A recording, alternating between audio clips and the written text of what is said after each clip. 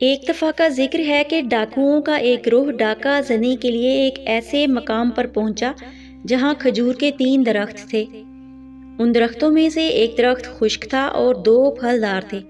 ڈاکو وہاں آرام کرنے کے لیے لیٹے تو ڈاکوؤں کے سردار نے دیکھا کہ ایک چڑیا پھلدار درخت سے اڑ کر خشک درخت پر جا بیٹھتی ہے اور تھوڑی دیر کے بعد وہاں سے پھر اڑتی ہے اور پھر دوبارہ اسی پھلدار درخت پر جا بیٹھتی ہے۔ یہی عمل چڑیا نے کئی بار دہرایا، اسی طرح اس نے کئی چکر ادھر سے ادھر لگائے۔ سردار نے یہ دیکھا تو تجسس پیدا ہوا اور وہ خشک درخت پر چڑھا۔ اوپر جا کر دیکھا تو حیران و ششدر رہ گیا، کیونکہ ایک اندھا سانپ سب سے بلند ٹہنی پر لپٹا بیٹھا تھا اور اس سانپ نے اپنا منہ کھولا ہوا تھا۔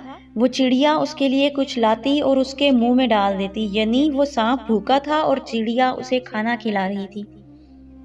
جب سردار نے یہ منظر دیکھا تو بے حد متاثر ہوا اور وہی کہنے لگا، اے الہی، اے پاک پروردگار، یہ ایک موذی جانور ہے جس کے رزق کے لیے تو نے ایک چھوٹی سی چڑیا کو مقرر فرما رکھا ہے، پھر میرے لیے جو اشرف المخلوقات میں سے ہوں یہ ڈاکہ زنی کب مناسب ہے؟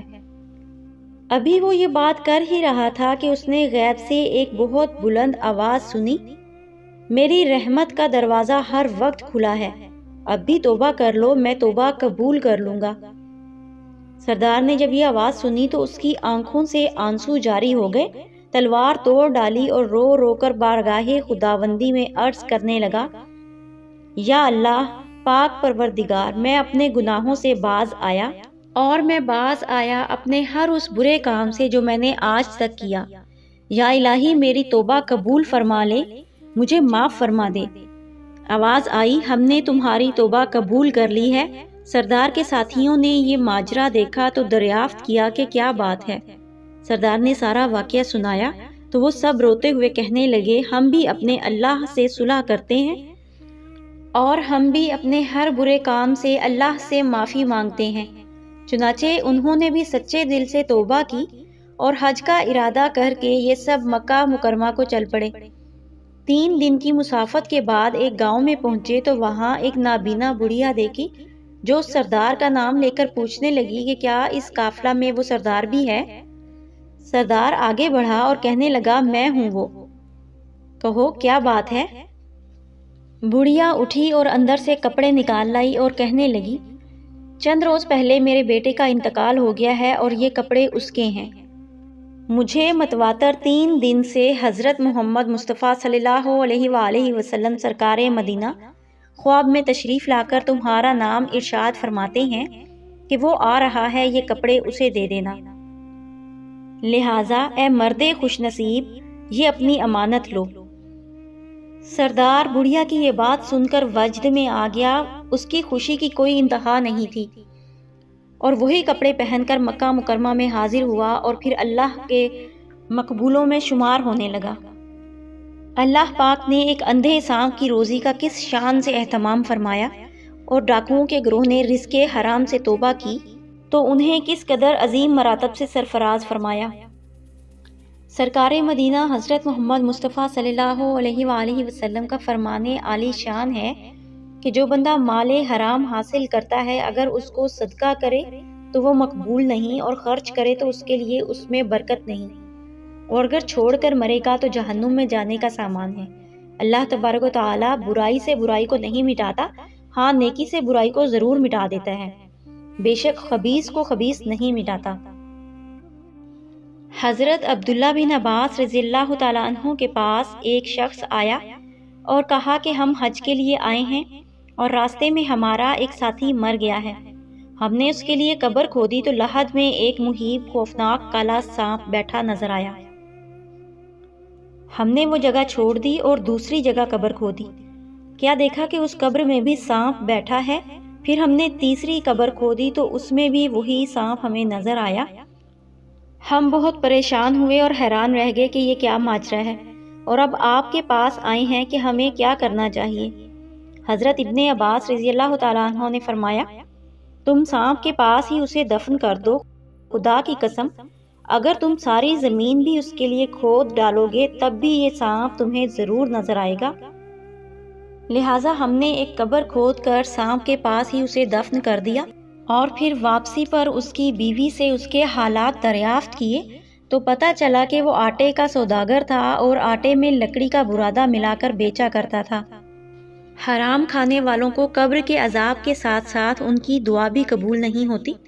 حضرت سعد رضی اللہ تعالیٰ عنہ جو کہ بزرگ صحابہ میں سے تھے، انہوں نے رسول پاک صلی اللہ علیہ وآلہ وسلم کی خدمت اقدس میں عرض کیا، یا رسول اللہ صلی اللہ علیہ وآلہ وسلم، دعا فرمائیے کہ اللہ تعالیٰ میری ہر دعا قبول کر لیا کرے۔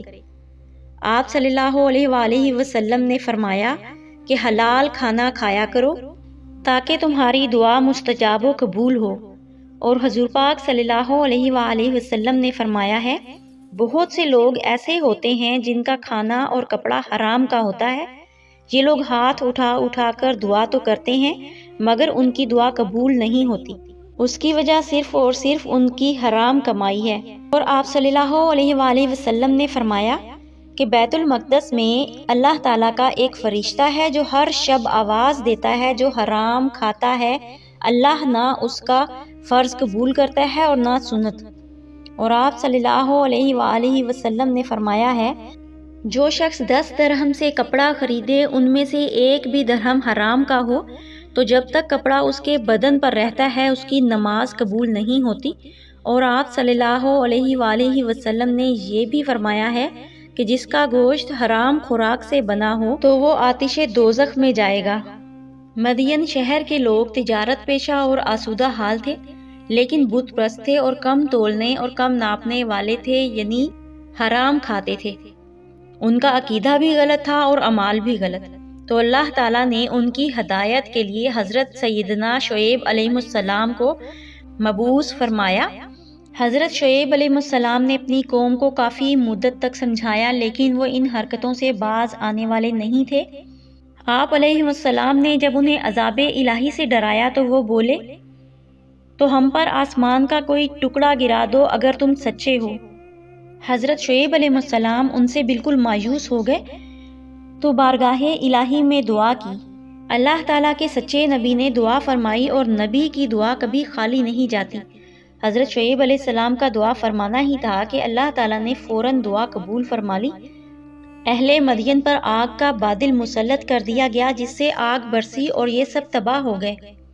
حضرت عبداللہ بن عباس رضی اللہ تعالیٰ عنہ نے اس عذاب کی تفصیل یوں بیان فرمائی کہ اللہ تبارک و تعالیٰ نے اس قوم پر جہنم کا دروازہ کھول دیا اور دوزخ کی شدید گرمی بھیجی، وہ وہاں سے نکل کر جنگل کی طرف روانہ ہو گئے۔